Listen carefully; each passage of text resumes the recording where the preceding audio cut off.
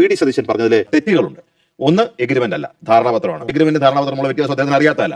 രണ്ട്, പണം കിട്ടി. എവിടെയാണ് 99.6 കോടി കിട്ടിയെന്ന് പറയുന്നത്? 1171 കോടി രൂപ നമുക്ക് SSKയിൽ കേരളത്തിന് അർഹതപ്പെട്ട പെൻഡിംഗ് ഉണ്ടായിരുന്ന കുടിശ്ശിക. മൂന്നാമത്തെ കാര്യം, വേറെ നിവൃത്തിയില്ല നമുക്കെന്നാണ് പറയുന്നത്. അപ്പോ ഇതെങ്ങനെ തുടരാമെന്നുള്ളതാണ് UDF സർക്കാർ പരിശോധിക്കുന്നത് എന്നുള്ള കാര്യം വ്യക്തമാണ്. സതീശൻ ഇപ്പൊ പറഞ്ഞ കാര്യങ്ങളെല്ലാം കളവാണ്. അദ്ദേഹത്തിന് അത് വളരെ നന്നായിട്ട് അറിയാം. അത് മറയ്ക്കാൻ വേണ്ടിയാണ് അദ്ദേഹം ആവർത്തിച്ച് അത്ര ഉച്ചത്തിൽ സംസാരിക്കുന്നതെന്നായിരിക്കും. ഒരു ധാരണാപത്രമാണ്, കേന്ദ്ര സംസ്ഥാന സർക്കാരുകൾ തമ്മിലുള്ളതാണ്.